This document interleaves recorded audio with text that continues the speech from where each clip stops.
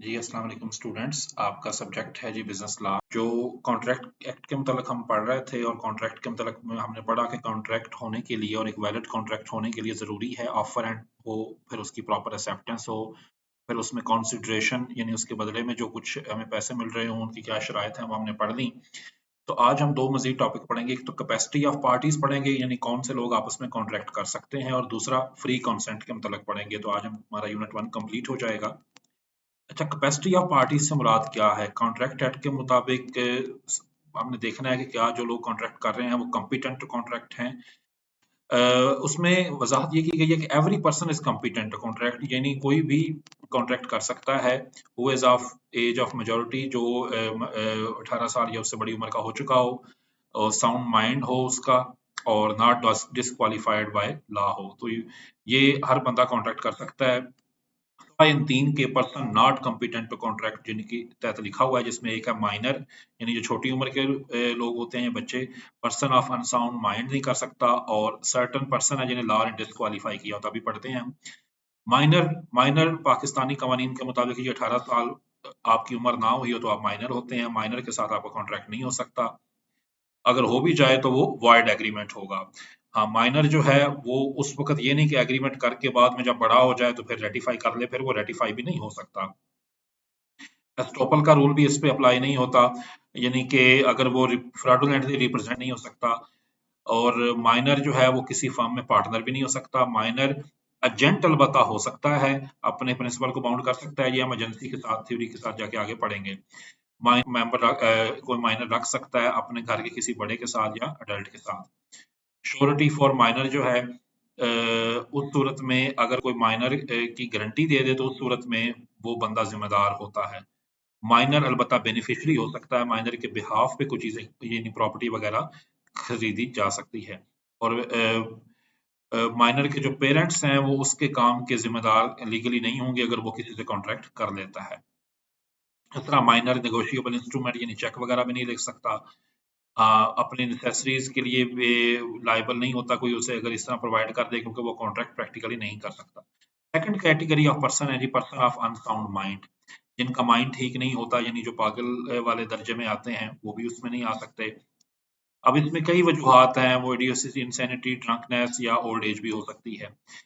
अच्छा, इसके अलावा तीसरी कैटेगरी है डिसक्वालिफाइड पर्सन। बहुत से लोग ऐसे हैं जिन्हें लॉ ने डिसक्वालिफाइड कर दिया है। जैसे एक जॉइंट स्टॉक कंपनी है, वो कंपनी कॉन्ट्रैक्ट के तहत इस तरह नहीं कर सकती अनलेस कि उसके मेमोरेंडम ऑफ एसोसिएशन ने उसे ये इजाजत दी हो।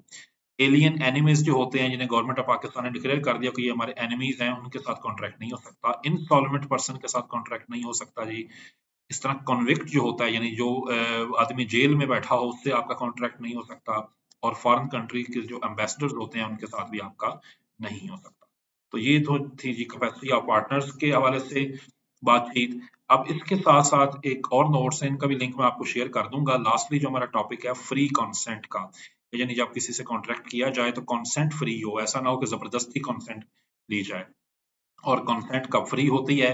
अब लॉ के तहत उस जो कंसेंट फ्री होने का मामला है उसके अंदर ये शराइत है। Consent is said to be free when it is not caused by coercion, undue influence, fraud, misrepresentation और मिस्टेक। सबसे पहले तो हम ये पढ़ते हैं कि what is meant by coercion. Coercion से हमारी क्या मुराद है? Coercion is committing or threatening to commit any act forbiddable Pakistan penal code, यानी आप कोई मुआहदा लिखवा लें तो उसकी कोई हैसियत नहीं होती और वो लीगल मुआहदा नहीं होता। जिसमें आप थ्रेट कर रहे हैं किसी को, उसकी प्रॉपर्टी डिटेन कर रहे हैं, किसी थर्ड पार्टी के अगेंस्ट थ्रेट कर रहे हैं, और पाकिस्तान पिनल कोड के तहत जो चीज जुर्म है उस वो काम करके आप किसी से कॉन्ट्रैक्ट लिखवा लें तो ये माना नहीं जाएगा। इस तरह अनड्यू इन्फ्लुएंस होता है। अनड्यू इन्फ्लुएंस क्या है कि अगर आप किसी पे अपना अनफेयर इन्फ्लुएंस इस्तेमाल करके, वो वीकर पोजीशन में है, आप स्ट्रेंथ पोजीशन में हैं, आप उससे एग्रीमेंट लिखवा लें तो उसकी भी हैसियत नहीं। जैसे आप पोजीशन टू डोमिनेट हो, जैसे कोई टीचर हो वो अपने स्टूडेंट से कॉन्ट्रैक्ट करवा ले, तो उस सूरत में भी वो उसकी कोई हैसियत नहीं होती। और अनफेयर एडवांटेज अगर आप उसके जरिए ले रहे हैं तो उस सूरत में भी वो कॉन्ट्रैक्ट नहीं होगा। इस तरह फ्रॉड है। फ्रॉड के केस में जो फ्रॉड के अंदर लॉ के अंदर चीजें दी गई हैं, फ्रॉड बेसिकली जो इसमें इंक्लूड है all act committed by a party to induce the other party to enter into contract. तो फ्रॉड के अंदर फिर जो एलिमेंट्स होते हैं वो ये हैं कि आप जानबूझ के फॉल्स स्टेटमेंट दे रहे होते हैं, एक्टिव कंसीलमेंट कर रहे होते हैं, जानबूझ के चीजें छुपा रहे होते हैं, इंटेंशनल नॉन परफॉर्मेंस की आपकी होती है और इंटेंशन टू डिसीव दूसरे बंदे को धोखा देना आपका होता है, और एक्ट और ओमिशन ऐसा कर रहे होते हैं जिससे दूसरे को आप सही चीजें नहीं बता रहे। मतलब आप उसे कहते हैं कि मैं तुम्हें 5 लाख की एक कार बेच देता हूँ, लेकिन एक्चुअली कार आपके पास होती ही नहीं है।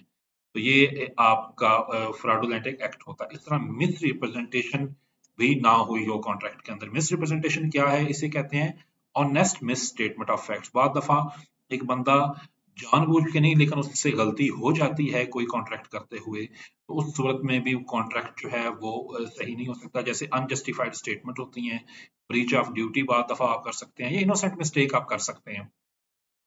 मिसाल के तौर पे आपके पास अगर 100 चीजें हैं बेचने के लिए और आप किसी से कॉन्ट्रैक्ट कराते हैं, लेकिन एक्चुअली आप स्टॉक में आके काउंट करते हैं तो आपके पास 90 होती हैं, तो ये ऑनेस्ट आपकी एक मिसरिप्रेजेंटेशन है। उसकी बेस पे भी जो भी पार्टी चाहे उसके ब्याह पे वो कॉन्ट्रैक्ट कैंसिल हो सकता है। इस तरह मिस्टेक है।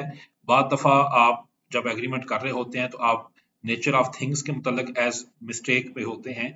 बहुत दफा हो सकता है, और उसमें कई तरह की होती हैं, बायलैटरल मिस्टेक्स भी होती हैं, यानी दोनों लोग जिस चीज के मतलब कॉन्ट्रैक्ट कर रहे हैं हो सकता है दोनों गलती पे हों।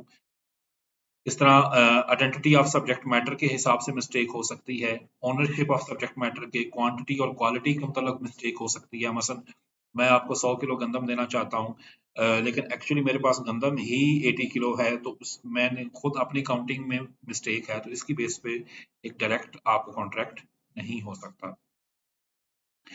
अब ये मिस्टेक्स के होते हैं, और बाद दफा यूनिलेटरल मिस्टेक्स होती हैं। अगर आप मिस्टेक ठीक कर दें तो कॉन्ट्रैक्ट ठीक भी हो सकता है, लेकिन अगर आप ठीक ना करें तो वो अपनी जगह पे एक मिस्टेक रहती है। बाद दफा मिस्टेक ऑफ लॉ भी होती है। बाद दफा आप किसी फॉरेन कंट्री के लॉ के तहत कॉन्ट्रैक्ट कर रहे हैं और लोकल लॉ उसमें अप्लाई नहीं हो रहे होते हैं। तो ये फ्री कंसेंट का मामला है जी। इसके साथ ही आपका यूनिट कंप्लीट हुआ। ये सेकंड यूनिट के नोट्स का भी मैं लिंक आपको प्रोवाइड कर दूंगा। बाकी दो छोटे छोटे टॉपिक्स हैं, उनको साथ साथ हम ब्रीफली देख लेते हैं। उनमें से एक टॉपिक तो जो है जी वो क्वाज़ी कॉन्ट्रैक्ट और एम्प्लॉयड कॉन्ट्रैक्ट का, जिनकी लॉ में कोई हैसियत नहीं होती। इसकी रीडिंग आप नोट्स में कर लीजिएगा, इस तरह आप देख सकते हैं। बहुत शुक्रिया जी।